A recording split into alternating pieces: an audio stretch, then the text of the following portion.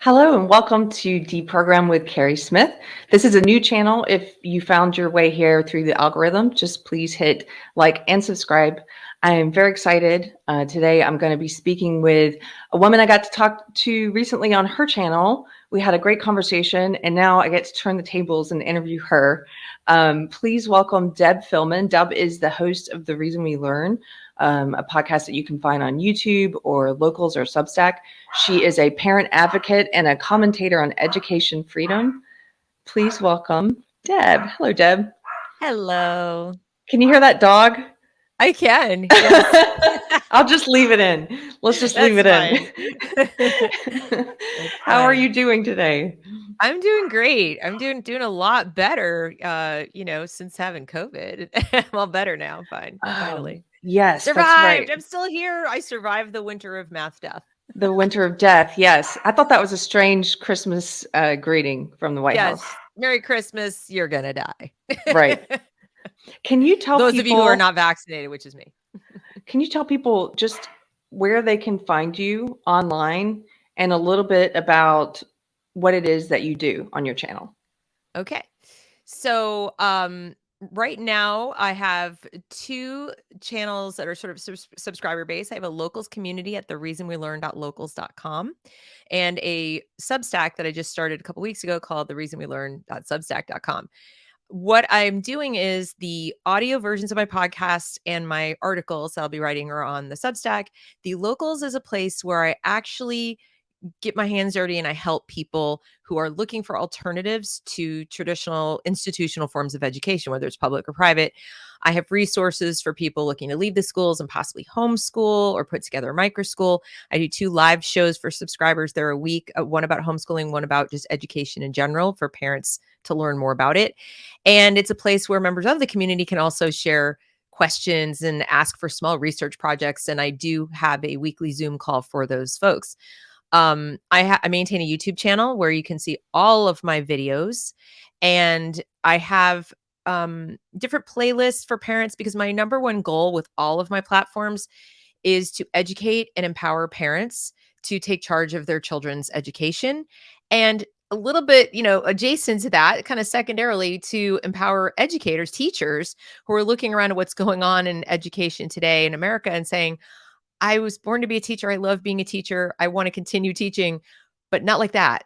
I don't want to do what they're doing. And what do I do? How do I find the people? How do I continue to be engaged in my craft? So I'm putting together content for them as well. The overarching goal, though, isn't to be just, oh my God, look at that.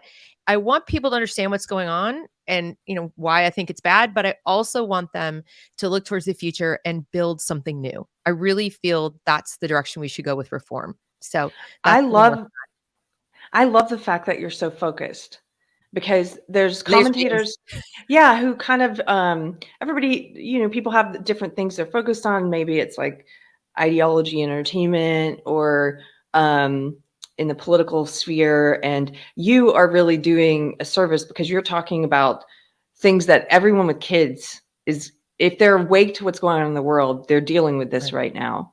And like you said, I think it's not just about, there's a lot of people now who fully understand and comprehend what's happening, and they're looking for the next steps. Like, how do I deal with this and trying to raise kids and make sure they have a good education and they're not getting this indoctrination. How did you start doing this? What prompted you to start a channel and start talking about this? That's a really good question.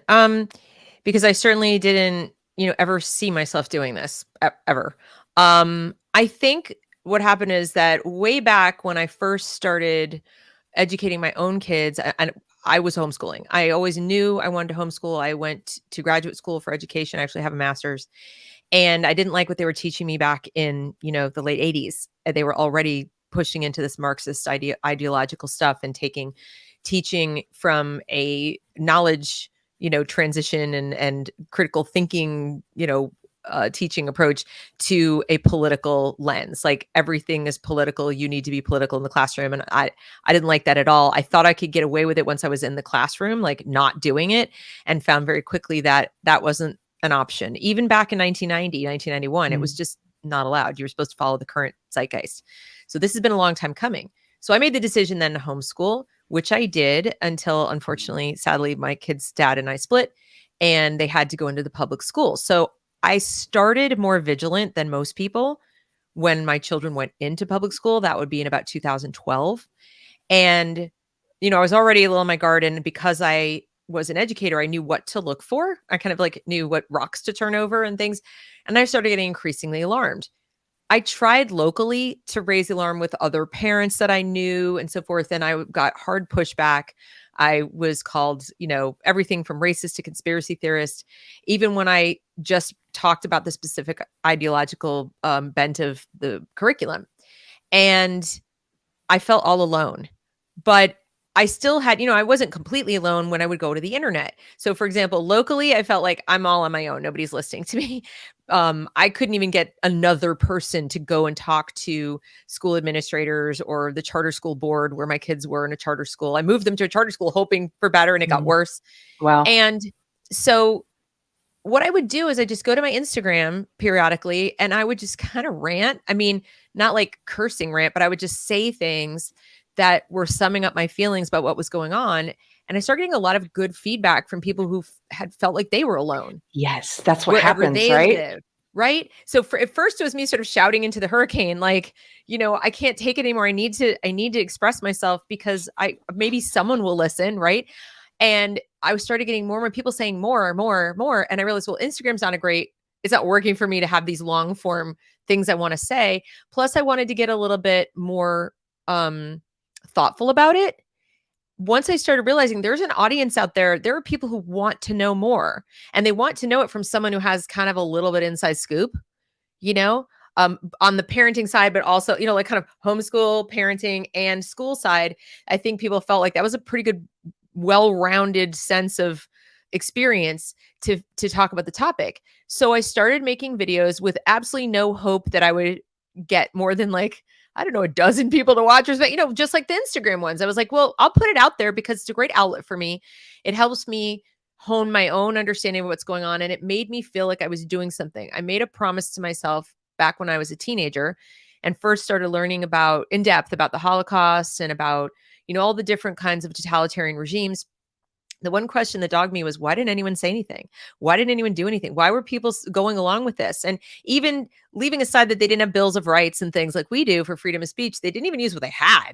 So even then, like 13 years old, I'm like, if I ever see things getting really bad, I'm going to speak up. I'm not going to be one of those people in the end who said I should have said something. I didn't want regret. So I thought to myself, I might be wrong, and I hope I'm wrong. And in fact, many people I talked to said that would never happen here. Deb, First Amendment, this and that, the Constitution won't happen. I said, I want to believe you, but I'm already seeing things. This is way before COVID. I'm already seeing things and I'm getting really nervous. I saw what happened with George Floyd and how everybody was like mob to believe one thing. And one of my first videos was like, I'm very concerned, but we're going to teach our kids about this event. Is it going to be the facts so they can dispassionately evaluate what went on and think for themselves? Or is it going to be the CNN version of what happened for clicks and, views? And unfortunately, it was the latter. And that's when I just got super laser beam focused, even with my videos. And I started diving into reading more and more about why it was this way. Like I saw what it was and that it was not good for kids. That was very obvious to me as an educator and as a parent.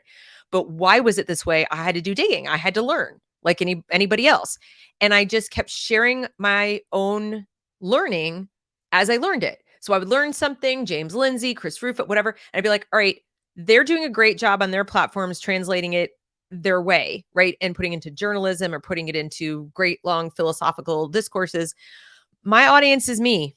You know what I mean? Like my audience is people like me. They're average moms and dads and grandparents and teachers and taxpayers who are just like, here's my taxes. What the heck are you teaching these kids? That person at Chick-fil-A couldn't make change, So my audience is us.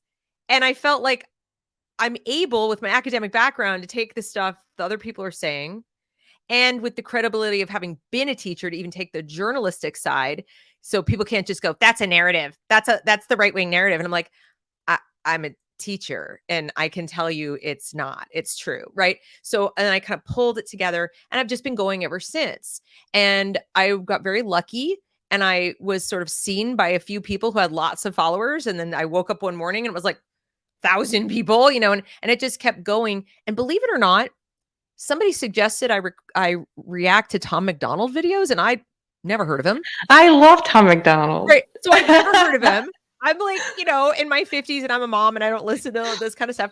So and my kids make fun of me how like woefully ignorant I am about music in general. And so somebody said, you should do this. I think it'd be really interesting to have your perspective. He's commenting on culture and the culture wars and stuff. And I chose some that I felt were appropriate for my channel that had specifically to do with the culture issues and even education. And of course, that got a lot more people's eyes on my content, but I'm very happy to say they stayed. Mm-hmm. They wanted that. There are people who want to better understand why is it like this and what's going on. Yeah. So that's how I got started. So you said something at the beginning about how you think we need to build something new. And as you said, you know about the public schools and you also know about charter schools and you're an advocate for homeschooling. Can you explain like where it is that you think, if we're trying to stay positive about where things are headed, even while there's all of this woke ideology infiltrating the education system, right? What is that new thing? What do you see coming down the road possibly? What does that look like? Well, I think it's going to mirror what's happening in our society in general, that we're moving more towards sort of a more entrepreneurial approach. You now have, I think it's more than 50% of Americans at this point who are working in some capacity on their own, like either running a small business or being entrepreneurial in some way, independent contractors, things like that. Part of it, I think, is the nature of employment has become such that people realize there is no set security in working for a company, and people, and even the insurance and all the benefits were kind of winnowing out, so I think people have started realizing, like, if I really want to be free to do what I want to do, I need to own it. And even when you work for another company, I think people are taking on a more entrepreneurial mindset of, this is my career, this is my job. It's not, for a long time now, it's been perfectly fine to switch jobs every couple of years. And so I think people in general are becoming more aware that if they want to be masters of their own destiny, they're going to have to take that in hand. And then you add to that, there are people who are even getting more tolerant of, like, I'll live in a tiny house, I'll live in a motorhome, I'll live in a cottage. I have a friend who does van life. You can live in a van. I mean, you have these things that are becoming what, homesteading, things like that. Things that used to be, it's kind of like a new traditionalism or new modernism. I don't know what you want to call it, but it's like we're going back to get things from the past that maybe a few years ago would have been thought of as like, I wouldn't do that. And now people are sick of like subdivision, like whatever. They're like, I want to be free. I want to travel more. I want to do things. And when you add to that the sort of more heavy-handed nature of regulations and government and everything that's been happening and whatever, that I think people are realizing, like, if I want to maintain my individuality, I'm going to just kind of pull back and do that. And also they realize that what they used to perceive as insecurity of doing that, they're now flipping it and seeing it as there's more security to doing it because they control it and they own it. And someone isn't going to come along one day and, sorry, we had to downsize, you're gone. Okay. So our economy is kind of moving generally, like gig economy, things moving in that general direction. A lot of people like to diss on it because they'll say like, oh, it's so insecure and they're paid so little. And like, that's one way to look at it. Another way to look at it is, as I said, there are people traveling around the globe doing gig work from their computers. Doesn't work for everybody. But even if you live in a rural community with like advances in the internet, we're going to soon have, Skylink or whatever from Elon Musk. So people in rural communities are going to have better internet.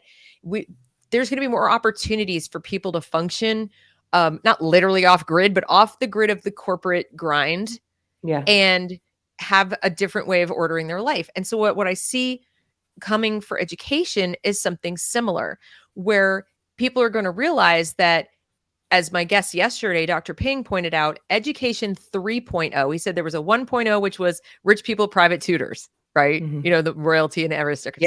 Yeah. Education 2.0 was the people who were, those people became like guilds, trade guilds, so that now you need specialized skilled people, and there'd be trade guilds that would trade them, and you train them, you doctor, lawyer, whatever, but still only for a subset of the smartest people, not the masses. And education 3.0 was the first. It's what we have now, but we've also had it for over 100 years. You mean let's public? Educate the masses? Yes, but also in private, even private schools, still along the sort of factory model of, this grade by age, this grade by age, this grade by age. And we just turn, you graduate you and churn you out into this world to get a job, right? Or to go to college and get a job. It's very, like almost like funneling you into things. And at this point, it's not really working for people. Either they're going to college and spending a ton of money and coming out and being like, I don't have any skills because the people teaching in the colleges haven't been working in real life. And, I don't want to go off on a tangent, but the point is we've needed a change in education anyway for a long, long time. It's been a long time coming that the factory model, there aren't big factory jobs where you just need to have literacy and basic numeracy and go do your little 9-to-5 job and retire in 60 years. We haven't needed that or that hasn't been sufficient for quite a while. And that is why you've seen a gap, that people went to private school, go to the Ivies, and they become the leaders and the politicians. And everyone went to the public schools like they're in service. Yes. They're mostly in a service economy, not a skilled economy, not even a trade skilled economy, because they have to go back and almost get their math skills boned up to be in the trades. And so people have been lamenting this kind of stagnation and we're all in service. Well, what do you think a factory model is for? When you're working in a factory, it's a kind of service. It's just not a customer service. It's like, I'm doing the thing. Same thing when you're working at a hotel desk or in a restaurant or at a customer service or something marketing. It's still a service, So I think people are starting to realize it's not really working for them. It's not working for their kids. They're seeing the debt. They're seeing all that stuff. And so if we can come up with a way to help people understand, first of all, what the purpose of education is, to tie it to the individual. Like it's an intangible, so you own it. Like whatever you got after 13, you own it. Can we stop there for a second and say what that is? Because I think there's so many people who still are lost about what it is. I was one of these people who I went to a good school. I went to a good private school, and I was indoctrinated, as you know, into social justice ideology. And if you had asked me back then about the purpose of education, I probably would have said something along the social justice lines of, to turn you into, I don't know if I would have been that explicit about to turn you into an activist, but to teach you the things you need to go out and to change the world and make it better. Right. And that's that idea, that kind of Marx idea, that the purpose of school is to churn out these little activists for belief system to change the world. That's not the purpose of education. No. What would you say it is? Well, first thing I want to address something you just said, because what I really try to do with a lot of my content is point out underlying assumptions, hidden premises that never get questioned. And one of those is that we have to teach people certain skills or attributes to change the world and make it better. In other words, like direct instruction, like you need to fix the world, as opposed to making better people, like, but through individually. So they have the skills and the thought processes and the like worldview and knowledge base to simply be better able to take care of themselves and to respect what was, what is, and all those things, that you can't really direct instruct that. If you give people what they need to thrive as an individual, why wouldn't you already have a better world? And people say, well, if they know how to try, they'll just step all over people. And I'm like, some will. But when the vast majority who wouldn't see that happening, what's going to be innate in them is to stop that from happening. I mean, our founders understood both free will and human nature. And part of why we have the Bill of Rights is they knew there would be people who try to defraud you and try to lie to you and try to do bad things to you. But the vast majority of people don't do that. And yet you have to be free to be good. That was something the founders taught us, or if you go read their writings, that if you don't have a measure of individual freedom to chart your own course, if you have to do what other people tell you, you're the side of your human nature that doesn't want to tolerate that, because that's not a great way to survive. You have to be able to adapt to situations to survive well and thrive. You're going to start breaking rules. It's almost setting you up to be corrupt, which is why in these totalitarian situations, you see more organized crime, you see a lot of corruption, you see gangs, because they don't have enough freedom to be good people. And the people who have wealth and power and so forth are already the not good people, because they were the only ones who could rise to that, using force. So with education, the thing that I look at is, I'm not averse to making things better in the world. I just look at it as a logical outcome of empowering individuals with what they need personally to thrive. And what is that? That is a certain foundation of knowledge, because we do live in a very advanced society. So you can't turn someone loose at 18 with just a set of skills. Like, you do have to have a knowledge base, a cultural proficiency, and in the culture in which you live, not just like know everything there is to know about some random tribe that was, powerful 2000 years ago. You need to understand the vocabulary you're swimming in, the cultural expectations of the place where you actually need to function now. You can't expect that you're going to be successful in changing it into the utopian vision you want it to be and teach some new vocabulary. You got to teach the one you've got now and live in reality. And then the skill sets that can only be taught are reason. We're born with the capacity to reason, meaning like, make decisions, compare, contrast, use evidence and data and so forth, and make a reason-based decision. We have that capacity in our brain. It doesn't fully develop to early 20s, but it does start developing around like puberty time, and it gets a little more. But if you're not taught to use it, it's like a muscle. It'll just atrophy. And young children, as we know, have a more rudimentary morality. So, there's a downside to trying to get too much into this is how you should think when they're young, because they'll just follow whatever the adult tells them. They don't have the ability to reason it out. And they don't have the knowledge to say, I don't think that's true. Let me question you and figure it out. They accept what they're told. Like, Santa Claus is real. Okay. The Easter Bunny is real. Whatever you say. Same with the Tooth Fairy. Same with whatever. And woke ideology seems to want to keep people in that infant it's a suspended state of toddlerhood. Yes, where they just tell you what to think, not how to think. And they want you to believe that your emotions are facts and as worthy of respect by others and as worthy of validation by others as any other fact. Like, and it's of course a weird thing because they're also simultaneously talking about tolerance and diversity and inclusion, but you can't really have diversity of thought without diversity of thought. You can't really have inclusion if you won't tolerate thoughts that differ from your own, if you're going to be offended, hurt, traumatized, and you certainly aren't going to be inclusive if you try to cancel people. So everything they do and say is on the opposite end of true. It's like a projection. But with real education, the purpose of education, in my view, is to equip people to be resistant to these kinds of arbitrary, dogmatic, authoritarian worldviews, whatever they might be. Today, flavor could be Marxist. Tomorrow, flavor could be fascist. It doesn't really matter what you call it, unless you're deep into wanting to understand the origins, which I do, and I do try to explain on my channel. But if you're just talking about the purpose of education, it is to sort of equip and arm the individual person with what they need to maintain that individual freedom. And you cannot do it if you don't have as much knowledge, at least fact-based knowledge, as the people who would rule you, even if they don't currently. Okay. You can't be more ignorant than they are. And you have to have the tools to learn what you don't already know, so that when someone comes along, because you can't know everything and they can't teach you everything in a school.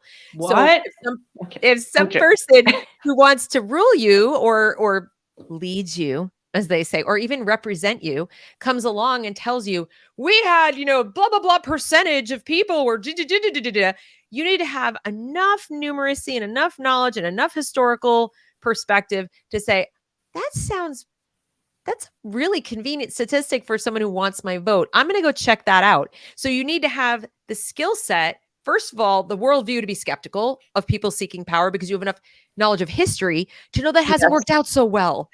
So without knowledge of history, you might go, yes, save us a wonderful one, right? But if you had a perspective, you go, I remember a couple other times somebody came along and said they had all the answers, and it didn't go so well for hundreds of millions of people. So this is what an education is for, is it makes you, it makes you capable of maintaining your freedom. Constitution aside, the Constitution is a piece of paper.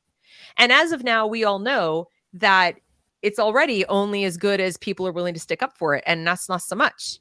So what's going to fix that? Taking kids from a very young age, making sure they know how to read well, write well, do math at least as well as the adults, trying to persuade them that numbers matter and so forth, and also to manage their own finances.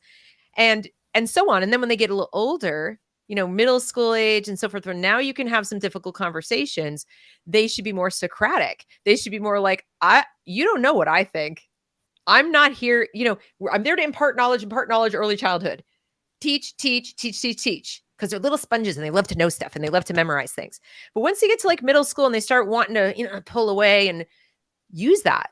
And when I try to, explain is then education becomes about how to learn and how to be a lifelong learner, how to be skeptical, how to challenge authority, how to ask the right kinds of questions, how to be okay with being wrong, how to, understand the difference between right and wrong, and not just right, wrong values wise, but right and wrong, correct and incorrect.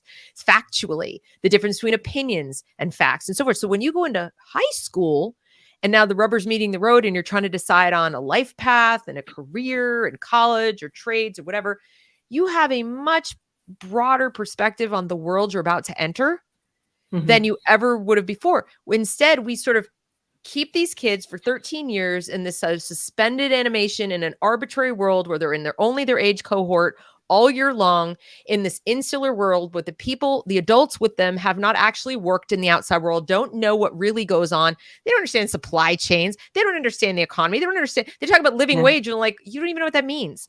So my professors were like my women's studies professor is a great example. I went to a great school, but science major, but women's studies minor. And I just think back to how, I don't know, how unprepared they were to teach me about anything other than the feminism and the tenets of this Marxist kind of ideology that had crept into feminism.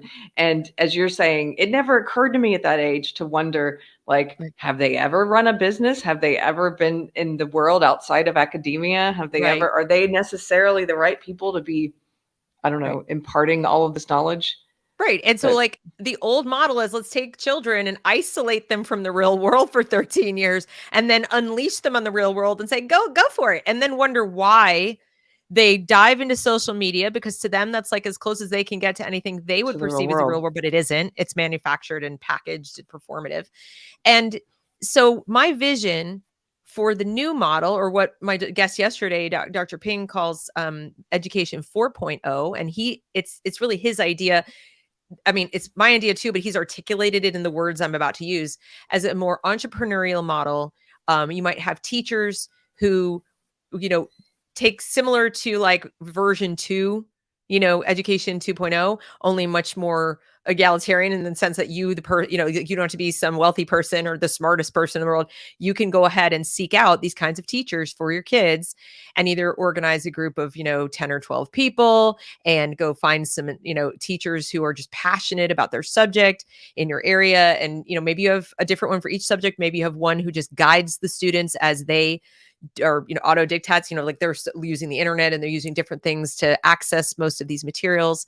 Not necessarily all online, but perhaps little centers will spring up. There's already Mathnasium. There's already, there might be science centers that spring up. So the point is, I think there's a huge market in the economic sense for people to say, I'm going to serve these people and provide them with an opportunity, like outside their little house, if they don't want to sit home and do it, to provide a customized, individualized, education. Now, as far as the money part of it, I think where we talk about school choice, if you will, I'm not interested in going from this building in a government system as the future. I think you're just moving the deck chairs around. I think what I would prefer to see is a policy where when parents get to choose what they think is the best model for their children. I think, as Robert Padicio, another guest I've had on, has said, we will always have to have a public option. There will always be foster children. There will always be homeless children. There will always be immigrants who, there will always be a population of people who need a public option. So I just want parents, even those parents, at some point when they're like, all right, I'm starting to figure out the lay of the land here. Been here a couple years, it was my second kid or whatever, and I'm starting to learn I really would prefer, or this child's different from that child. This child's thriving in this public setting. The other one I want private. But when we get the money into the hands of the parents and the parents choose and the schools have to compete and we decentralize, I do want to abolish the Department of Education. I do want to get rid of the huge state centralization, return it to local, control, local city, local county kind of control. And I think then that's our hope, is that we come up with things that really serve the people who need them. But it's going to start, in my opinion, not with trying to beat on the current system and say change, change, change. I don't think it's going to work at all. It's completely captured.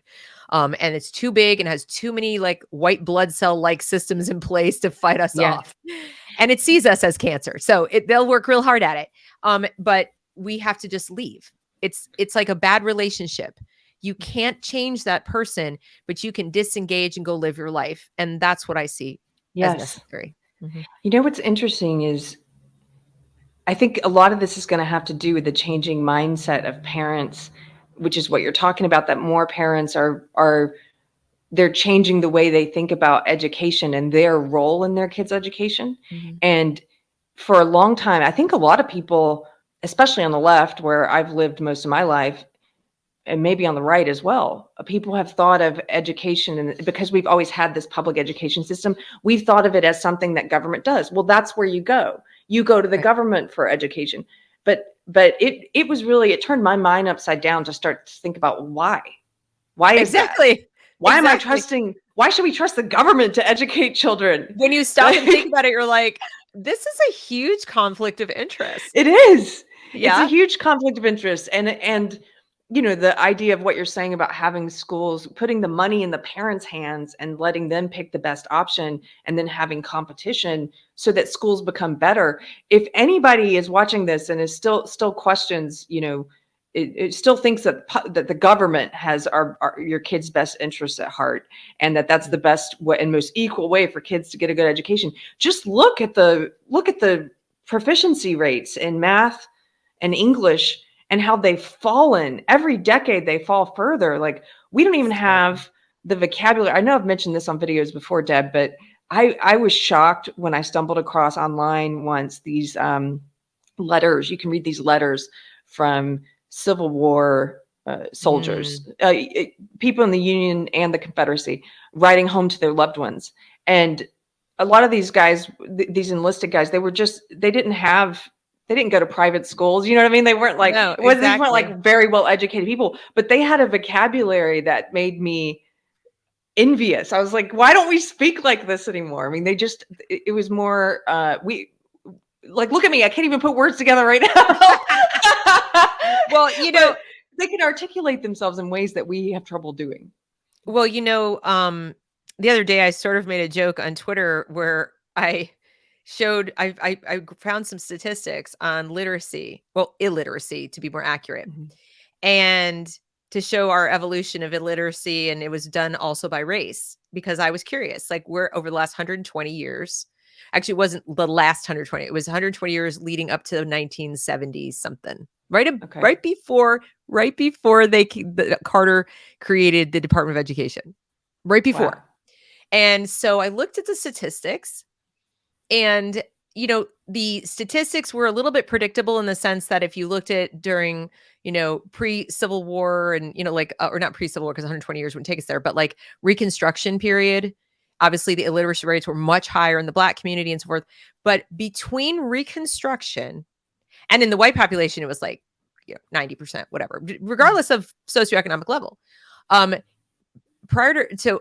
Reconstruction to the late 70s, or mid 70s rather, we brought illiteracy even in the Black community down to like 1.6%. Okay. Now, things were not hunky-dory rosy in the 70s, you know, as far as equality between white people and Black people and so forth and so on. And, and that's including Hispanics and so forth. And I posted it and I said, you know, since we've got the 70s gas problems back and the, you know, fight with Russia, and it's like, seemed like the 70s are coming back in other ways. I said, could we get something? Could we get the literacy rates back? You know, because they were so much better. They were better. And what we've seen is not only have we spent at least double on public education since they established the Department of Education. And we are now spending just under $1 trillion. Somewhere in that, well, if you add up all the COVID spending, I think it will come to $1 trillion. But prior to COVID, the last figure I saw was just under 800 million or 800 billion. Sorry, 800 billion. So we're spending like just under $1 trillion on public education. And that does include, I do believe that does include some of the federal contributions to public colleges, but most are funded mostly by their states. So, but you get any place that the federal government is contributing to, that adds in. But overall, that's what we're spending. And our scores have gone like this. And if you look at the timeline, it's like 1980. Nosedive. So federal involvement, making it more and more centralized, has not only not helped us, it's made it exponentially more expensive, corrupt, conflict of interest. The unions have gotten ridiculously powerful. You've now got close to 5 million teachers union members in the United States between the AFT and the NEA, and those are just the two biggest. That's not counting local unions and other things that are affiliates. These associations, they're public sector unions that have all kinds of power as far as money to spend on candidates, whether for school board or for legislature where they make education policy. The self-interest is off the rails. So what I've been trying to get parents to understand is that, and there's even case law that goes back pretty far to like the history and the beginning of the history of education that says that because it is state funded, because it is government school, the government reserves the right to teach the children what the government deems the children should know. So all you need to have a full-blown indoctrination center in a public school, even a charter school, because they won't approve a charter for one they don't agree with. All you need is you need the people in the Department of Education and in the unions and so forth to be ideologically in sync, and they will choose that curriculum. We just kind of got lucky for a lot of years that the people in those positions of power were not so off the rails, far, far left. There was enough diversity of thought that it wasn't so bad. But we've been teaching a Marxist view of U.S. history since the late 80s. Wow. In the Howard Zinn textbook. So it's not new. It just has gotten worse and worse and worse as more of the original traditional people died or retired. Yes. And the new ones were educated in the universities to the new way of thinking. And they come in and now it is 100% legal what they're doing. Unless you have like a Ron DeSantis come in and say, you can't speak about this specific topic because, and this is very important for your audience to understand, and this has also been upheld in courts so far, it's hired speech. Teachers are hired speech. They don't have academic freedom as a presenter in a public school, in a K-12 school. First of all, they're teaching minors. It's very like you have 18-year-olds for this long. Okay. Second of all, they're not researchers themselves. It's not like a professor where you can argue, I'm getting my PhD in this class I'm teaching as part of a research project. No, you don't have academic freedom as a teacher and even in a state school as a professor to just preach. You absolutely do not have that. They don't have unlimited freedom of speech. The government does. In other words, if the people developing the curriculum or approving the curriculum or the people at the State Board of Ed say you must learn this, then the teacher has to present it. But if the teacher wants to just go in a classroom where the government has not said that and just spew and spew and spew, no, they can't do that. So for Governor DeSantis to come in and say you cannot initiate a conversation about sex or sexuality with children aged 6 through 8, that's a child protection law. That's not a gag order. That's not a don't say gay bill. But that's where you've got to have like the governor, the legislature on your side as far as that. But you really, if they're New York or California and they want to teach your kid about Aztec sacrifice is the most beautiful thing ever, they can do that. If they want to teach you that communism is good, and even in California where there's a law on the books that says you can't do that, they violate it every day. Yeah. They openly violate it. It's like right there in their ethnic studies curriculum. They are celebrating communists, like known communists. They're celebrating it. And yet there is a statute in California that says you may not do that. They don't care. So like I said, laws, constitutions, all these are only as good as the people that you elect to enforce them. Mm-hmm. And that's why I don't think there's a political solution, because what they're doing is legal. You can't ban it. You can't ban CRT as an example. Mm-hmm. What are you gonna do? Ban ideas like that? You can't do. Mm-hmm. You can pull certain books out of the library, which is not banning, by the way. You can go to the bookstore and buy it, go somewhere else, read it to your kid. Yeah. I know that in Texas, for example, where I'm based, I read the so-called anti-CRT bill, and much like what they're calling the the don't say gay bill, I think a lot of the people who are pushing back haven't actually read it, because it doesn't say anything other than you're not allowed to say that one race is superior to another race. Correct. Or more moral than the other race, or to assign any characteristics, to people because of race, and say there's nothing in there that's like, you can't teach about racism. In fact, it wants you. The bill includes new things. Parts of American history that have to do with sexism and racism. They add new things that they want to be taught. Exactly. When you go and read these bills, what you find out is that's so sad is that lawmakers had to sit down and reaffirm the Civil Rights Act. Why should they have to do that? Why not just enforce it? Why? Because the federal government's refusing to enforce it. Right. So Civil Rights Act is federal. So it does carry across to the states. The states don't get to opt out of the Civil Rights Act. But if the federal government won't enforce the Civil Rights Act, then the state has to step up and make their own. So these are versions, in a way, applying specifically to education, which they haven't had. They didn't think they needed it. They're affirming the Civil Rights Act and simply saying you may not discriminate and treat people differently. Now, for your audience, why might that be necessary? Well, let's take a look at Washington State right now. They are announcing in a specific school district that they will, like, unashamedly, we will be assigning disciplinary measures based on race. They've explicitly stated that in order to make up for, this is Ibram Kendi's idea of the only thing that can make up for past discrimination is present discrimination. And they're putting that into practice. They are literally making an anti-racist discipline policy in this district. You can look it up, Washington State, whatever, to discriminate with the discipline. Now, I can tell you that has been a de facto situation in almost all major urban and suburban districts for the last, almost 10 years. Anything called restorative justice or anything like that. And you can watch my show with Max Eden. He'll talk about their equity numbers and things that they had to do with discipline. So this is not new. This is just the first time they're being in your face explicit about it and saying that, they're gonna do it. It's not just like we're gonna nip around the edges at it. And it is 100% a violation of federal law. It's racist. So, for example, it is absolutely racist. So that I understand this correctly, it's like they're going to, and for any parents who are confused, they're basically going to say different consequences for rule breaking based on what your race is. So that is correct. You can be tardy, or you can not do the test, or et cetera, if you're Black, but not if you're white. Like they're going to have different standards. And I want to be clear about something here. There's the obvious component to that is, stick it to whitey. Okay. That's kind of this Ibram X. Kendi of like, we're going to discriminate against you because that's, whatever. The sort of, what do they call it? A genetic fallacy, right? That you're carrying all this guilt, but it's also incredibly racist against anyone who's not white. Yes. We don't have any expectations of you to behave. Yeah. And, like, it would be wrong of us, you poor little dear, let's pat you on the head that, it's okay. You're tardy. It's okay. You beat someone up. Will Smith hit somebody. That's part of the culture.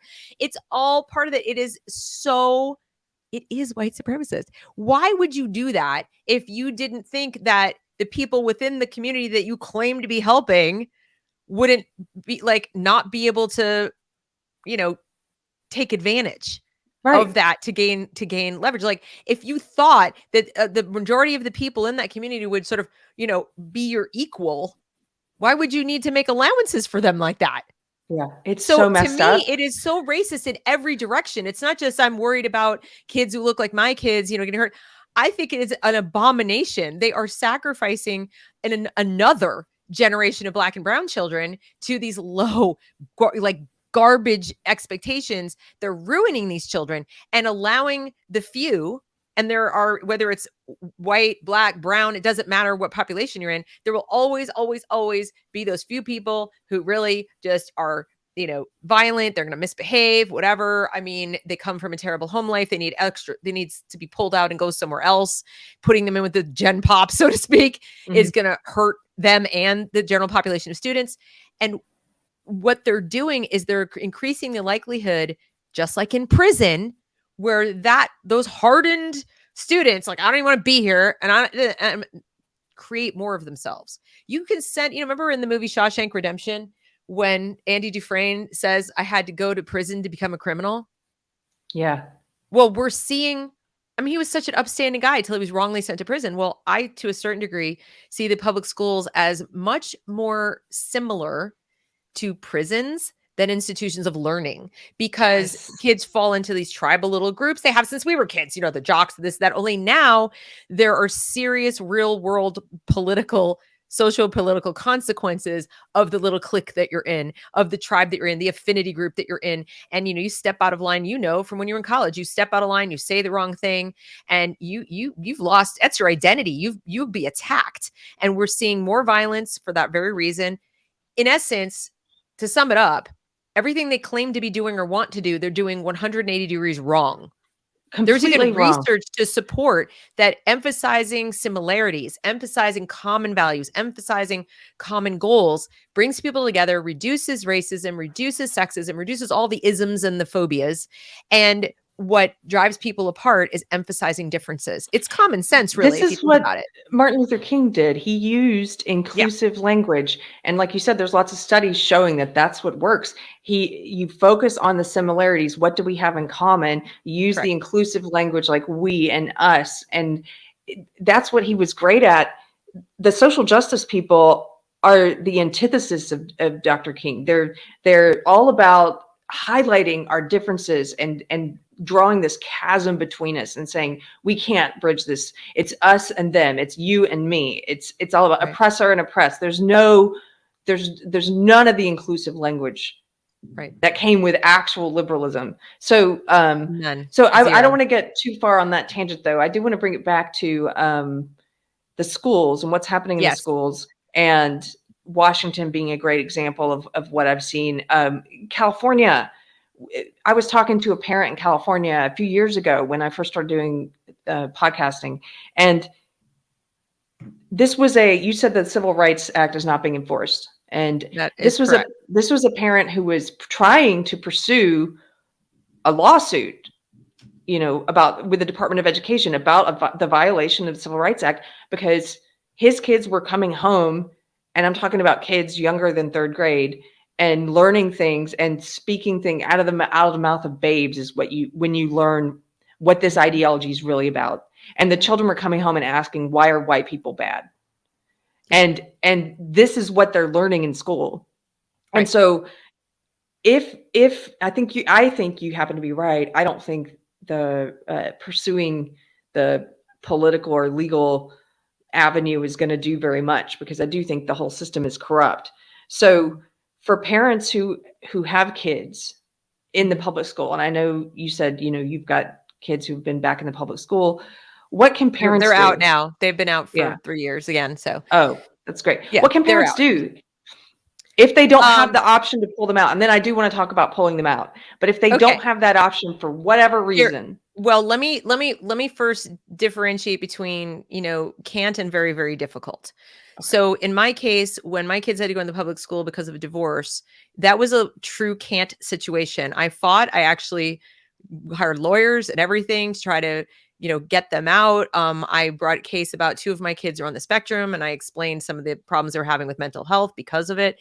And it didn't matter because the government tends to side with itself. And if the one parent wants them in the public school, the government's like, okie dokie then, because if they don't agree, the default position is, without reams of expert testimony about how the kid needs some special fancy education, they will be in the public school. So I literally was threatened with contempt of court and jail if I tried to remove my children from school against my ex-husband's wishes. So that's a true can't situation. And tragically, I'm not alone. There are other parents in that situation, and my heart absolutely breaks for them. People who are in a situation where they say, well, I'm a single parent, or we have to have these 2 incomes, et cetera, and so forth. What I would say there is, I would say, you have a freedom I didn't have. I didn't have the freedom to even, I was technically a single parent for a little while, not single parent, meaning I wasn't married again. I'm married again now, but where I would have had to, be broke and find a job that worked from home and do all kinds of things and make all kinds of sacrifices to make it continue to happen. I even offered my ex-husband that I would drive to his house, pick them up, teach them at my house, bring them back. I offered to make unbelievable amounts of sacrifices to make it happen, was still told no. So you have something I don't have, which is the ability to choose. If there's nobody standing in your way saying you can't, then I would really like to encourage you to dig deep with the little engine that could approach and saying, okay, what if I could? Let's look at it. What do I do in the summer? Everybody has some summer solution. So start there. And then take a look at your finances. Say, like, we have 2 incomes, but what do we mean by need? Are there sacrifices we could make? Now, I mean, I'm not talking small sacrifices like getting rid of your Fire Stick. I'm talking about you might need to, downsize your house or things like that. I mean, and if it sounds crazy, let me illustrate something for you about, for example, Chinese immigrant parents. When they come here, the number one reason their kids do so well academically is they do things like that. They make these humongous sacrifices to make sure their kids have the best education. Why do they do it? They do it because partly it's cultural, right? But also partly because they understand, and this is what I talked to Dr. Ping about, that your child's education is who they're going to be in the most basic terms. And, Jordan Peterson has said, don't let your kid do anything that would make you dislike them. Well, what about if the school is gradually every day turning them into somebody who not just will dislike you and reject everything about you, but may actually quite possibly become dangerous to you and themselves? First, more dangerous to themselves, because if they do become a victim of some of the more, negative messages in this and turn their uncomfortable feelings on themselves, we've seen cutting, eating disorders, depression, suicide is off the charts, rapid onset gender dysphoria, all kinds of things that are manifest of the kinds of mental health problems that go along with this style of teaching. But also, if they lean into the ideas, they're ready to go, quote, no contact from their parents sometime at 15 and 16 years old, where they're like, I don't want to have any, they cancel their parents. And that's what happened in Mao's China. He explained that they became a danger to their parents. I'm going to report you. I'm going to turn you in. I'm going to call DSS. I mean, we have seen situations like that where kids are removed from their homes and the parents can't do anything about it because of political reasons. So that's where I actually see that this could go. So people say, oh, it's this, it's hard. I'm like, okay, well, compare and contrast with having an adult child that you've raised and you went to work every day. And so you could put, a nicer roof over to feed them and take them places and do things, only to discover they don't even want to talk to you. They don't want to know you, or they're quite possibly harmful to you in some way. They steal from you. They turn you in, report you to the police or whatever. And I know that sounds crazy. And there's probably parents at home going, is she insane? But it's actually been happening already. This has been happening. It's been happening. I was talking to, do you know who Billboard Chris is? Yes, I interviewed him. He's wonderful. Oh, I love him. I was just talking to him the other night, and he was telling me just a tragic story of a parent in, I think it was California, who the school kept it from the parent that her daughter was falling into this trans ideology that they've infiltrated into, put into the schools. And they kept it from her because she's Catholic, I think. They thought, she's not going to be okay with this. Mm-hmm. Didn't tell her that her daughter was grappling with these issues, and ended up the state of California removed the child from her care because she wasn't 16. She wasn't endorsing. You know who I'm talking about? She wasn't endorsing. This is Yale, who became Andrew. Yeah. And I watched the video that the mom made. I recommend it to your audience as well. It's on YouTube. And I couldn't stop crying. This was a little girl. First of all, looking at her baby pictures and her little girl pictures, it was reminding me so much of 2 out of my 3 daughters, like the girliest girls you ever, I mean, like just little pink dresses and everything. And having been a tomboy, I didn't know what to do with them. Right. But this little girl was like the little princess. Okay.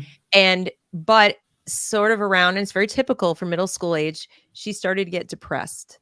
Started to get quite depressed. It happens. It's happened, in my family.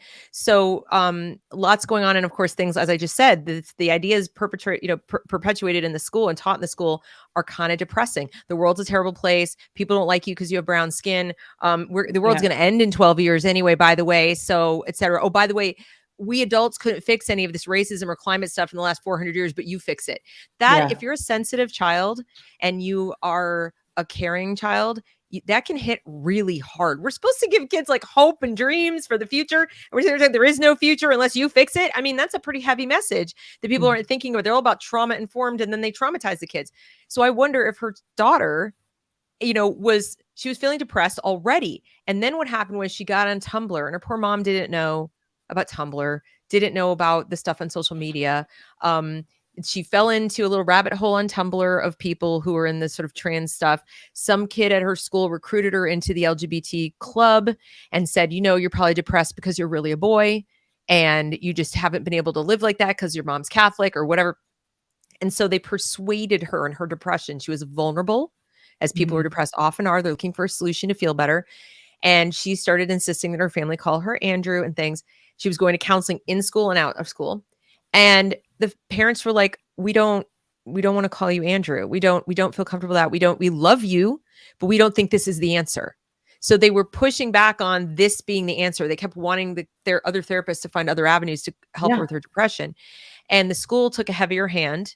And the school said, you're not affirming enough and you're being abusive to not affirm her. They were helping her even, I think, get the hormone treatments without her parents' knowledge or consent.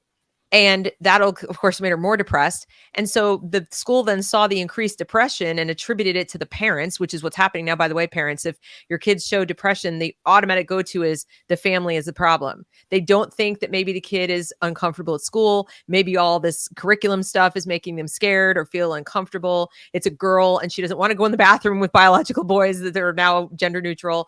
And she's scared, but they go, oh, it's the parents. They're not accepting of all the new stuff, which is why screaming at your school board can be a little scary, because they will note your name and then go to your kid and go, is it okay? Because I know your mom is very, whatever.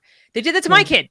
Did it to my kids. They were just like, your mom, whatever. So with this little girl, they did that. They said, well, it's because your mom. They took the kid out of the home, put her in a group home, allowed the mom to see her once a week supervised.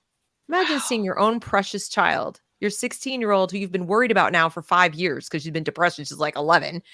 And you think this is absolutely wrong. This is not the right direction. But government officials, AKA the school counselors, the social workers, DSS, have removed on pain of jail if you try to fight it. And lawyers wouldn't help her.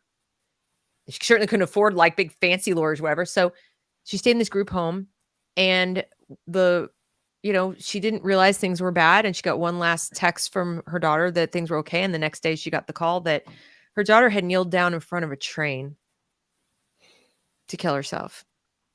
And she says they took my daughter, they killed my daughter. And I'm with her 100%. That is exactly what they did in service to an ideology. Yeah. It's in service to an ideology. James Lindsay is going to be doing a series on what that ideology is and why it's attached to this. A lot of people are confused. Like, why is like queer ideology and trans ideology connected to like critical race theory? Like they don't understand like why this would be an agenda item. It's all, and he's going to explain it's all, the way I usually describe it is it's all one umbrella belief system. And they basically say that the world is best looked at as a competition for power between identity groups. That's how it's connected. Under that umbrella is every identity group you can imagine. It's the trans, it's the women, it's Black people, it's gay people. They pull in now they're pulling in fat people and mental health people with mental health problems and any kind of identity. It gets sucked up into this evil belief system. Well, you want me to really blow your mind? Yeah. Dr. Ping, who's a Christian, believes that this is a secular kind of a religion, or a godless religion, where what they're trying to do is bring about revelation, in their terms. In other words, they want to pull the utopia they imagine, the paradise they imagine of everybody's perfect equality out of the wreckage of what we have now. That they are actually intentionally trying to destroy. Because if you read Antonio Gramsci, he says in order to bring about the revolution and the true utopia, you have to take apart the family, education, entertainment, the media, etc., and the law. And once you take apart, and religion. So you have to take all those core institutions that hold civilization, Western civilization, that is very resistant. It's individualistic. It's resistant to revolution because it works for people, whatever. But in order to bring about that really, the guy really believed it, that you could bring about this paradise on earth, and that you had to first burn it down. So to answer your question about what should these parents do, and this is what he said too, is imagine your kids are in a burning house. It's in a house on fire.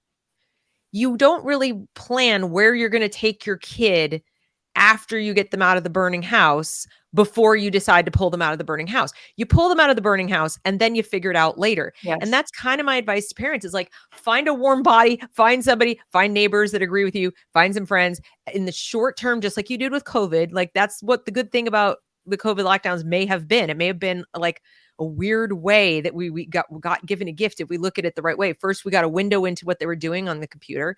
Secondly, parents did have to make all these weird accommodations. Some of them now feel a little more empowered, like, we survived, we made it through. It sucked. Silver lining. Yeah. But we didn't die, and we did, it's like it was really, really uncomfortable. But is it as uncomfortable as living in the husk of what used to be Western civilization? Maybe not. We saw what happened in that so-called summer of love. Yeah. With those protests. Now multiply that by an order of magnitude, and that's what they're literally trying to do. Dismantle the nuclear family, dismantle traditional religion, dismantle traditional sexual roles and family and like all the social roles, dismantle the economy and have everybody have things equal. It is really quite scary because they truly believe it. And people say to me, why would they believe that? Because don't they know about, what communism did and all the deaths and everything? No, the answer is no, they don't, because they have failed to teach it. There's been a red washing in education for the past 40 years.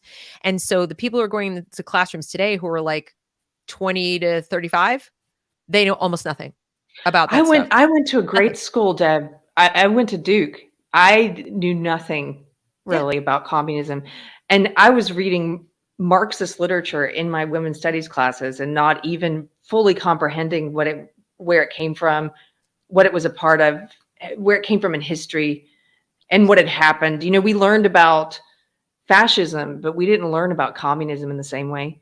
This is how years later, I could be, when I left school and I started working in entertainment, and I took my ideology with me like a good little trained puppet from college, and took it into entertainment. And I worked with a comedian who we did a whole t-shirt design she wanted to do that was like an homage to Che Guevara. And we could do stuff like that and never even comprehend what we were doing. There's also another component to that, because part of it is knowing the history. But young people, idealistic young people, it's really because Marxism is so emotionally satisfying, right? And nobody denies that he didn't give a game plan how to implement it, right? That it's not that hard to say, well, okay, yeah, but that's because some totalitarian took advantage and took over and it ceased to be Marxism, right? That's what they'll say. It wasn't really tried. It's kind of like I would say, free market capitalism hasn't been really tried, right? Mm-hmm. But the difference between me and that person is that in addition to my understanding of the historical framework around it and what happened when people tried to implement it, I also have something called first principles. I have an understanding of what is right and wrong in terms of philosophy that is grounded firmly in individualism. So I'm a Lockean. I've read like the about natural law and what your inalienable rights really are, like what you were endowed by your creator with the life, liberty, pursuit of happiness, which is basically property, and things like that. The right to defend yourself, all these things. So when when I look at something like Marxism and they say, well, it wasn't implemented properly, like, I would pose the question, tell me then how you could implement a Marxist society where to each according to his needs and it's according to their, whatever that statement is, without violating the individual liberty of people. Because I also understand human nature, which is a thing. I do agree with that. E.O. Wilson was right. He did all the research. I don't dispute that human nature is a thing. Many Marxists do. And so there will always be people who say, you can't have my stuff. Not because they're selfish, but because they earned it. They built it. They earned it. And they're more capable and they're smarter. It's what makes a world. Just like you look outside and there's all different kinds of trees and flowers and all kinds of things, and it all works together in this wonderful symbiotic relationship. Human beings, while we might be one species, we were created able to adapt to our environment and adapt our environment to us. That's what makes us unique in all the living creatures, and we have reason. We have more of that. We actually have more of a desire to keep what we built and modified because we know that we did it. We're conscious that we did it. Animals aren't. Okay, they fight because like, I might die if you take my little cave. We're like, I built that thing. jerk, So that's not going away. So I ask them, well, tell me then, what is the right way to try it that won't always necessitate using force against the people who don't like your ideas? And that's the question they can't answer. So the kids need two things. They need to be grounded in these kind of first principles of what is liberty, and do you own your life, or does anyone else own any part of your life? And if you think so, why? Why do you think so? If you think not, why not? And so on. And let them read some philosophy that competes against each other, and have them arrive at the principles ideally on their own. You don't want to indoctrinate them, but it's a rare kid, because I think kids are sort of naturally inclined to individualism when they're born. Like, there's my thing. It's my toy, right? Yeah. So you can leverage that in a rational way as they get older, and let them read Locke and things like that.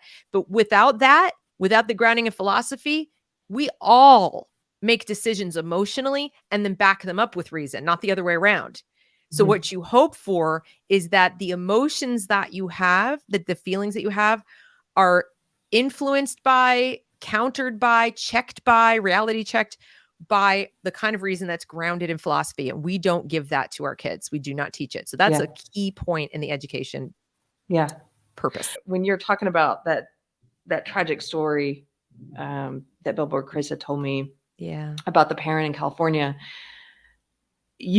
speaking of, talking to emotions first, those are the kinds of stories I think we need to be telling, that people aren't even aware these things are happening, because that personalizes it.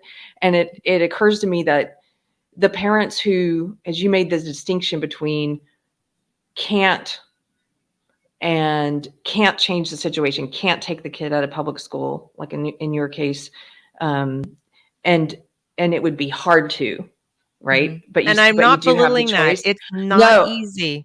I'm not belittling it either. People understand that. I do get that. I completely get it too. And I think, but it occurs to me that some of those parents may not understand how dire the situation is. No, they don't. Also, they don't know. They don't know that the way you described it as a metaphor of like the burning house, they don't know it's a burning house yet. No. And I've talked to parents who they learn when the fire touches their kid, when it's a little too late. Or maybe they're hoping it's not too late, and then they pull them out. But so I think part of what we need to be doing is telling those stories and personalizing it, and yes, bringing the emotion into it, so that people understand like what is at stake here. When they're making that choice, you need to know what's actually at stake in order to. I think that's true. I think that's a big piece of it. I also, though, think that I've met some people who do see what's at stake and they do get it, but for so long, they've believed or been told that they wouldn't know how to do it, or they're the wrong person to do it, or, maybe they only have a high school diploma themselves, or maybe they don't even have that. And so there's a sense of insecurity. So in other words, they might perceive what a big deal it is to educate their kid and feel completely ill-equipped. So they might be like, I know it's really bad, but I feel like I'd be harming them more, or they'd have no friends, or, what would I do if I don't know how to teach them math properly? So, or I don't have the money to pay for private instructors or curriculum, or, so in other words, they feel like they're damned if they do, damned if they don't. And first of all, my first answer to that is you're not, because you love them. So the message you're sending to your children is first and foremost that you love them enough to make the sacrifice and persevere and figure it out any kind of way. And while they might not perceive that today, the day will come where they will. Yes. But the other thing is that you are protecting your family. Even if there's no substitute for shielding your children from danger. And it's an obvious danger over there. What people are insecure about is, I won't do a good job. That's not really dangerous. You know what I mean? Like if you don't do the world's best job teaching them whatever, getting them exposed to things they need to be exposed to, they are still going to be safe in the loving embrace of you and your family, and the adults you choose to be around them, that you can vet yourself. The same effort that people put into choosing where to live, or choosing where to work, or buying a car, or anything else, is really about all the effort that's required. They just, I think, imagine it's so huge because the public school system is so arcane and has so many people and uses such big words and so many documents and emails that I think people think that it takes that to educate a child. And when they do, I've helped enough parents get started, and then they finally see what's involved. They're like, why are we spending all that money? This is like actually pretty easy. And this was cheap. And we're spending $20,000 a kid, and and so on. So they don't know what they don't know. And that's part of why I do what I do, is to kind of help people not just learn what's going wrong, but help you learn what you do already know. You know more than you think you know. You know your kid, you know your family, you know your lifestyle and what works with it. You know what you want your kid to be and how the kind of opportunities you want them to have. You know your limitations. There's so much that you haven't given yourself credit for. And I'm kind of also on that side of it as the coach. The like rah, you totally can do it. And the people I've seen who did listen and went and did it have had nothing but awesome things to say about how much better and more peaceful and happier their lives are, what close relationships they have with their kids. Sometimes it even improve their marriage because they're not like at odds with their children as much. And it's been really, really nice to see, even one family at a time, see people kind of come back together and have those kinds of relationships that are really torn asunder by the school system. Yeah. Deb, what is it about you that kept you from being indoctrinated? What is it about you that helped you see all this back when you said you were in these parents groups and you could see this coming a couple decades ago? Why? It's okay. All right. It's when I said there's certain things that are blessings in disguise, I was lucky enough. I don't know if you call this lucky. It's probably not lucky, but I grew up always an outcast. I was, from the earliest days, I was the person. I was too young in my grade. They placed me ahead in my grade. So I was picked on because I was so short and I was so young. My mom was literally sending me to school in 4th grade in the 70s as smock dresses and Mary Janes. Yeah, I didn't have an easy time. It was bad. They were wearing like danskin and bell bottoms, and I was in like literally smock dresses that were like Shirley Temple because I was 8 and everybody else was like 9.5.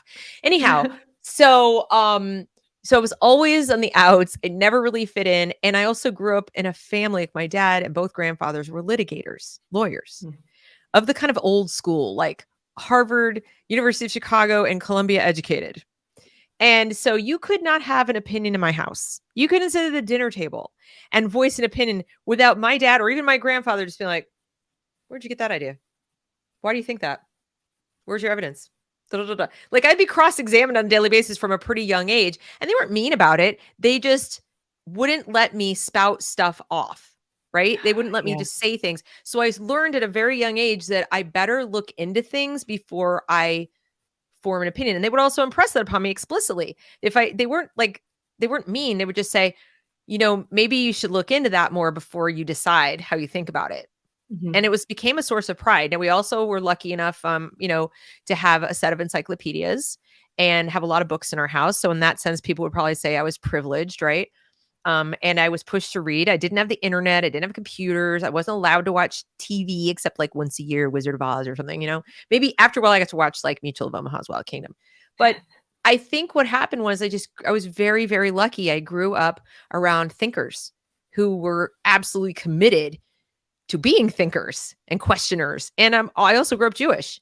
And for those who don't know, one of the things in Jewish culture is, first of all, you have a literacy test as a rite of passage. When you're 13, you have to read from the Torah. That's what a bat mitzvah is, or a bar mitzvah is. It's essentially culturally kind of a literacy test that you are now an adult in the eyes of the synagogue or whatever. And believe it or not, it was also one of my relatives by marriage who was the guy who made bat mitzvah possible. He was a Reform rabbi. Yeah. Before that, it was only bar mitzvah. So anyway, but I did have one. And so it's part of the culture to be a reader. And there's an old joke that if you have, if you get like, I think it's like if you get 5 rabbis in a room, you'll have like 5, completely different opinions or something. But I don't remember. Anyway, and somebody once asked a learned rabbi, what does it say in the Talmud? Or, what's the most important thing that says, there is, the Lord God is God, and, whatever, there's like one God and that's God. And then all the rest is commentary. is basically it. All the rest is commentary. Purpose of that being that when you get these rabbis together, all they do is they sit and question things and question things and question things. And they're always like, what does this mean? What to this day, there are people like questioning. It's kind of just culturally a thing to not take things at face value. Now, I can't speak to like the current modern day American Reform Jews and, like that. But the way I grew up, they took that very seriously in my house, not from a religious standpoint, but from a cultural standpoint, that you question authority because authority has had a tendency to steer us wrong. And we gotta be ready to pack the stuff and go. Right. So I think all that combined with just being kind of a quirky kid anyway, like I said, and I got bullied. So I wanted to fit in, but I also knew I wasn't going to change myself to do it. I kind of wish they just accepted me as I was, but that never happened. And it turned out as an adult to benefit me. And my dad used to say that. He said, someday you'll be grateful you're like this. You had a healthy self-esteem. I would cry. oh my God. I'm not going to lie to you and sit there and say I liked being that way. I hated it. I hated being the one going, but the emperor's naked. What? Yeah. What?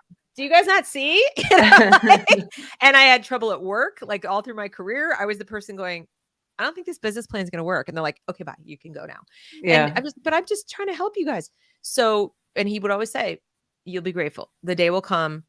There's a reason you're like this. And the day will come that it'll matter and you'll see and you'll be grateful. And I am so grateful. Yeah. So even now, transphobe, racist, this, that, whatever, white supremacist, I get called all the names and I couldn't care less. Mm-hmm. Couldn't care less. It just, you have a healthy self-esteem. And there's so many parents. Yeah. But there's so many, not parents, adults who are still in that childhood mentality of they're too afraid. They let the fear control them, the fear of what others think and all those names and everything. And it's like, I think that's a big part of it. Thing in our culture though, too. I mean, we are very much, and it's, like I said, that's why I have so much empathy for these parents. And I can't just go, what's wrong with you? Because it's not that anything's wrong with them. They know what they know. They know what they were taught. They too were indoctrinated. They're just not really realizing it was at a lower key indoctrination. But one of the things that public school does to all of us is try to make us conform.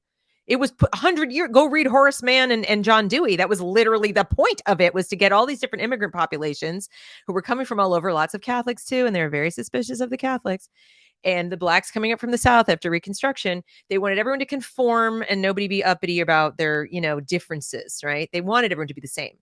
So conformity was part of the deal. Now, ironically, they want people to conform to being as different as they can be from each other because it's a divide and conquer thing. No, but just on the outside, all one conform to one belief system, one ideology. It is one belief system, right? One mind. And deep, right? We all look so different. Yeah, exactly. But when you really cut right down to it, it's one mindset, and it really isn't their mindset. It's the great brain sitting in a case somewhere off in wherever it is. I don't know, Washington somewhere, tells us what to think. Okay, and so they grew up. Most parents were parents of school age kids today. Grew up in the time where it was like, you want to fit in, you want to be like other people, you want to be socially acceptable, you don't want to cause drama, you don't want to stand out, you want to fly below the radar, you don't want to lose your connections, you don't want to lose your job, maybe you got your job because of networking connections. They're terrified because they're not wrong. It could, just as we saw in COVID, with just COVID, forget pulling your kid out of school or questioning the school. Just, I don't know about this mask and vaccine thing. Get away from me, right? So they saw that and they're like, well, hell no, I'm not raising my voice about education. Or they saw parents jumped on by cops at a school board meeting or called domestic terrorists and like, oh no, I'm not doing this. And they have a legitimate fear. My point is, as scared as you are now, it's going to get worse if you do nothing. Yeah, that's what I meant about them. It is now that you can't breathe and you're like holding your tongue. Wait till you can't speak. Yeah, that's my point about them some people not understanding how dire it is, because if you do, then your fear, and in my case, I'm not talking about being a parent or having kids. I would like to be a parent one day. But I would like for you to be a parent one day. Thank you. But in my case, getting over that fear of speaking and that social suicide, that career suicide, all that stuff. And what happened in my case was that my fear of of what would happen if I didn't speak became bigger. Once you understand what's at stake, that fear of what if I do nothing, that will finally get you to move. So, you're making me think of something too. My pastor just gave a sermon recently about, there's a lot of scripture that kind of relates to this, but that whole idea of, in some ways, I think humans, we sort of fear the social death more than we Yes. do actual physical death. Some do. Mm-hmm. And it's like, there are a lot of verses about this. You have to lose your life to gain it. Mm. Those things that we're so afraid of losing. I'm not talking about physical life. I'm talking about all the things that, the career suicide, the social suicide, and all that. It's like, yeah, but on the other side of it, I wouldn't have it any other way. Right. Like, I found my life when I committed career suicide. And it's courage, I think, if you weren't just naturally gifted with it, and very few people are, it has to be cultivated. And the one thing I could say is, as much as I was an iconoclast, I don't want you guys to think that, it was easy. Like I said, so I would do stuff and blurt things, and I have a suspicion I might have a little Asperger's going on, but I would just blurt stuff out and tell the truth. I just told the truth and told the truth and told the truth. And I didn't even realize I was doing it. And I got ostracized and bullied and all kinds of things. And I hated it. And I cried, like I told you, because I was like, what did I do wrong? I didn't really understand because I was raised that way. But now that I'm older and I have a different perspective, I look at it, I don't have that sadness. Now I see it as, okay, first of all, I'm like this. I can't be any other way. So trying to change myself into some other person, and I'm not doing anything wrong. Like, I'm not rude. I'm not nasty or anything like that. Mm-hmm. I just don't observe let me take your temperature, what you think first before I tell you what I think. Mm-hmm. And I don't couch things in terms to make other people feel better about like politics or whatever. I mean, just about public stuff, not like, oh, why that color dress? Like, I don't do that. But once you do that, once you sort of accept who you are and what you really think about a thing, and you're willing to tell the truth, you do it 1 or 2 times, just matter-of-factly, and you start to feel it lifting off you. You start to feel, I've talked to the people who have told me, you just start to feel like stronger. And we're like, wow, that wasn't half as hard as I thought it would be.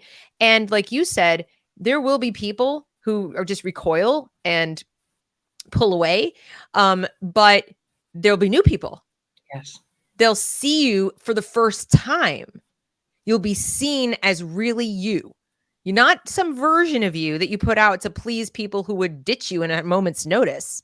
Like, your real friends wouldn't do that to you, right? They wouldn't be like, oh, I only like you if your opinions are exactly like mine, right? But new people who see you and recognize that courage and recognize the views that you have, the ideas that you have, they share your ideas. They share your goals. Wouldn't you rather lose the ones whose respect you kind of like, if I could lose it that easily, why do I want it? And gain some new friends or gain a whole new social circle.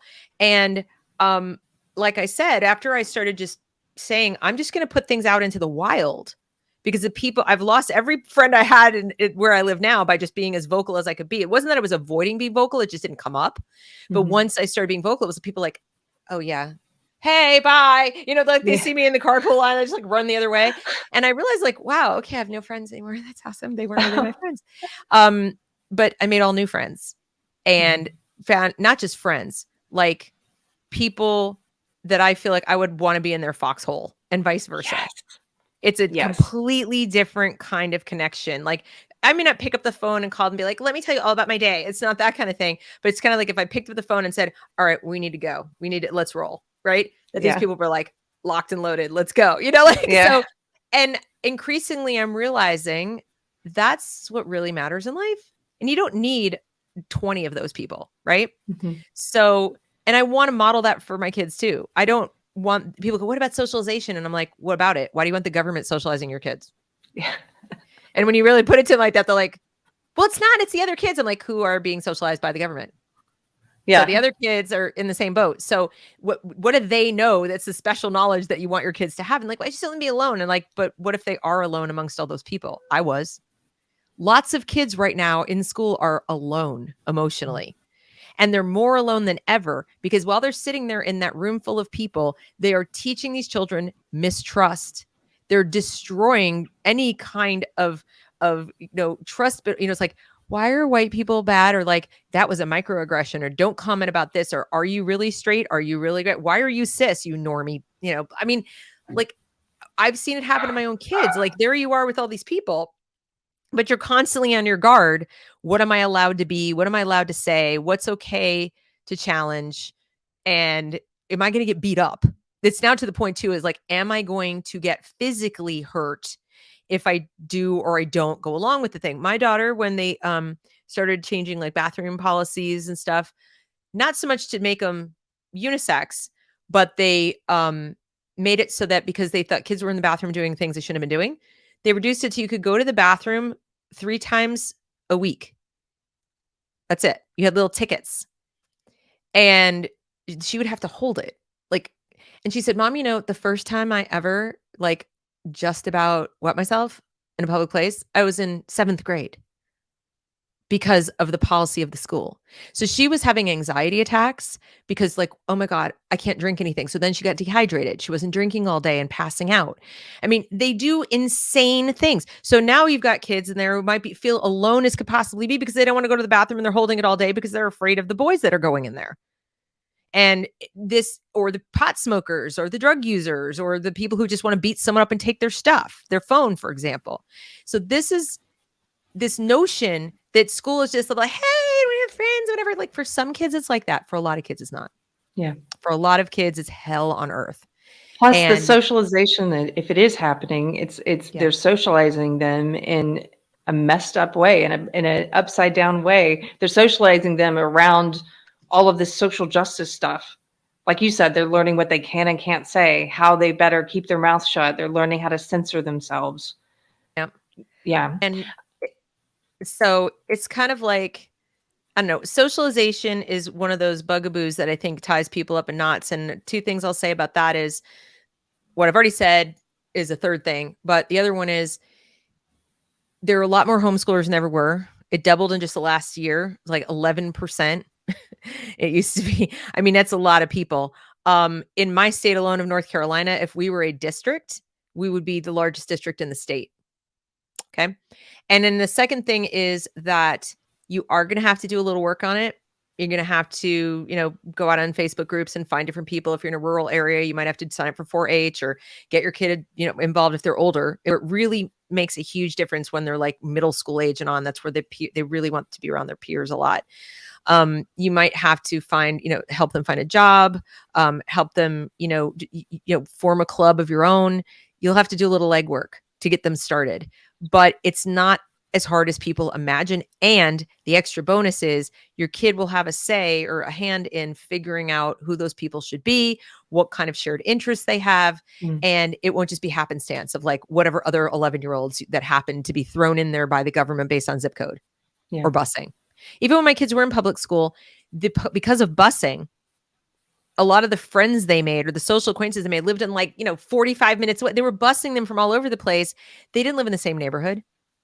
So it's not like they were going home they couldn't hang out. They weren't just going out in the street and riding their bikes like we did when we were kids because our school was a neighborhood school. I think parents forget we grew up with neighborhood schools. So you'd go home and it's like, I'll see you when I get home. I'll come by and we'll ride bikes. We'll do stuff. It's not like that. They're busing. They've joined districts, all this kind of stuff. And people riding cars. Everyone's afraid of human trafficking. The kids don't hang out. So it's literally at school. And you're not at school to socialize, are you? Yeah. So you have to make an effort either way. Yeah. Deb, what about the parents who are in that? I've got one final question for you, and then I don't want to keep you too long. We'll wrap it up. But what about the parents who are in that can't situation, like you were?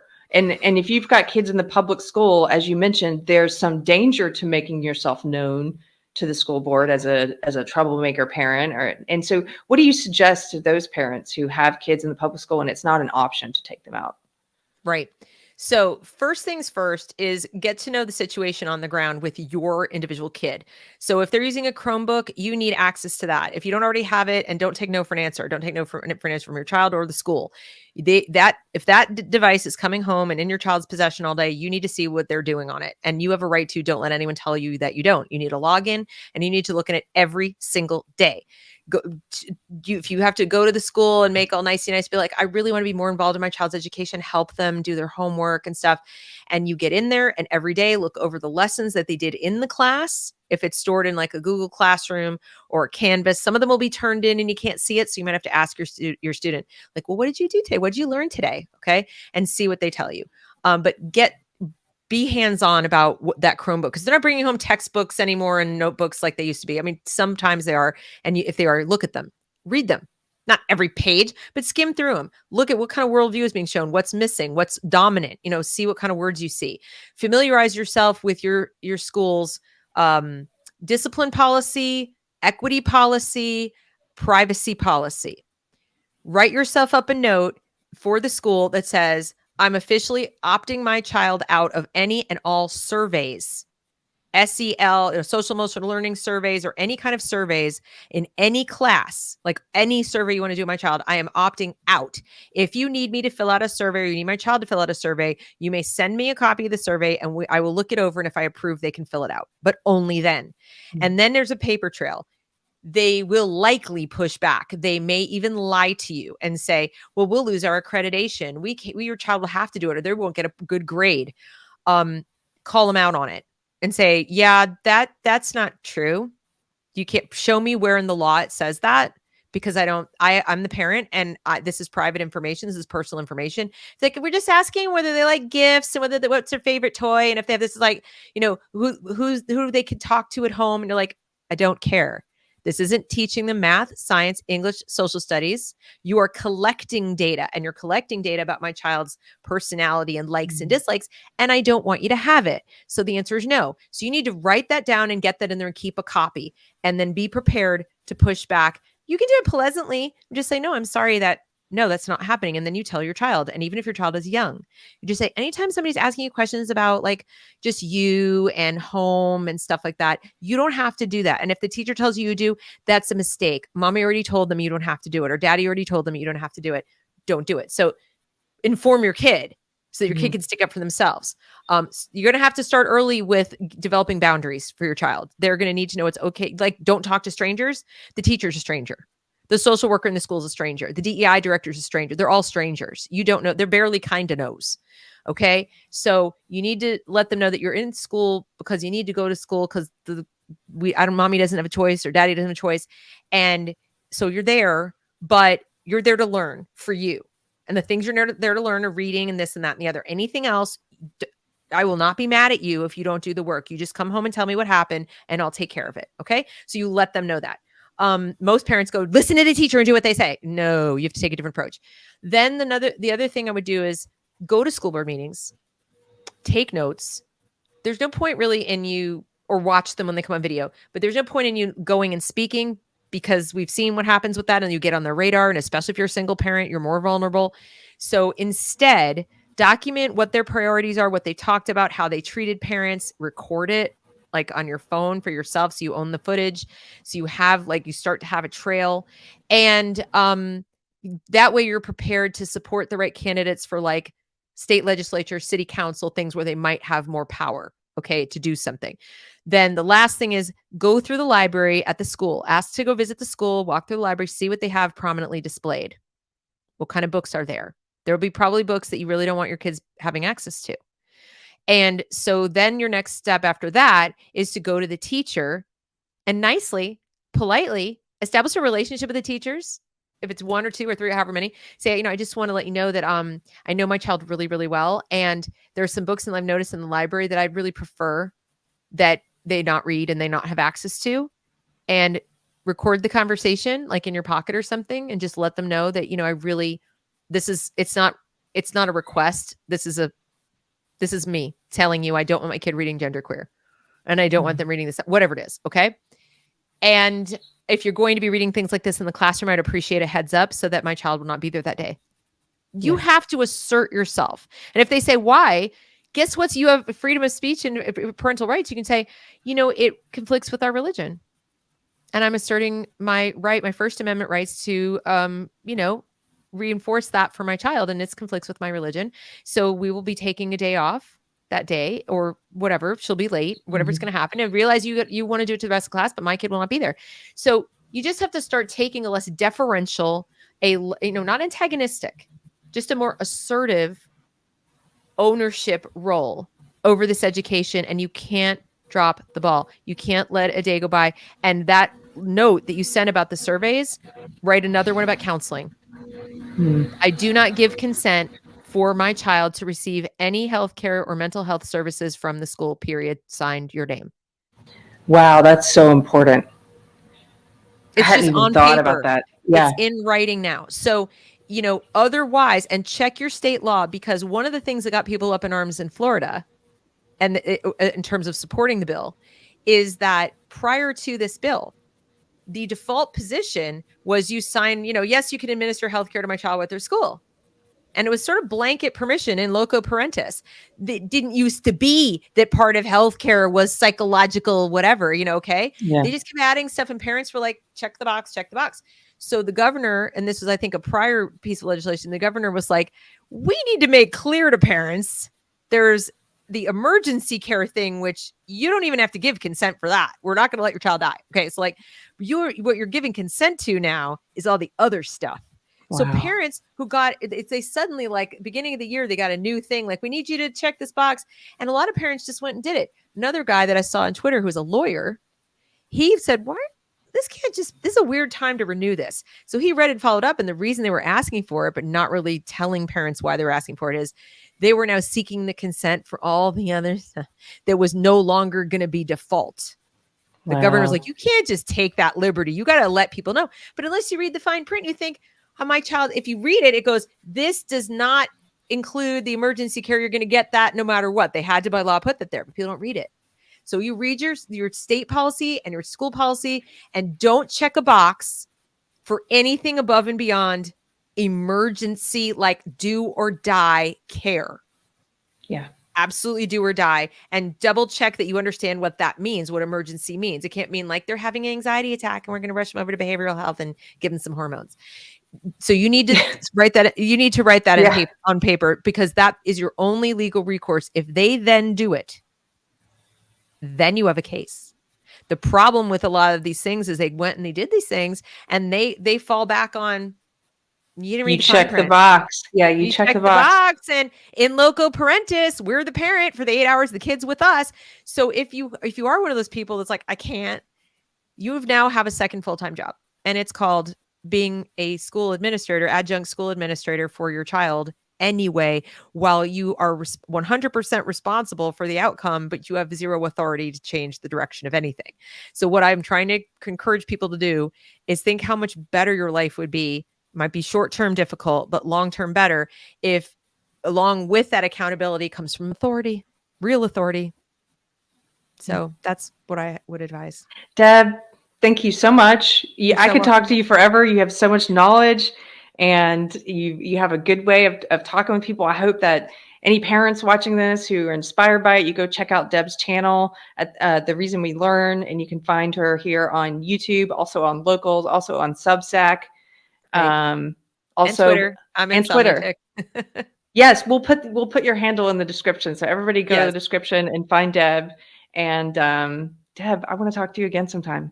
Thank you. Without a doubt. Yes, for sure. We can do, find out what people are asking you, and maybe they have some lingering questions or whatever. They want some more depth or a deep dive. And so I'm be happy to be back and answer any questions. I really want parents to see themselves as the power players they really are. The government is trying to make you feel like you're powerless.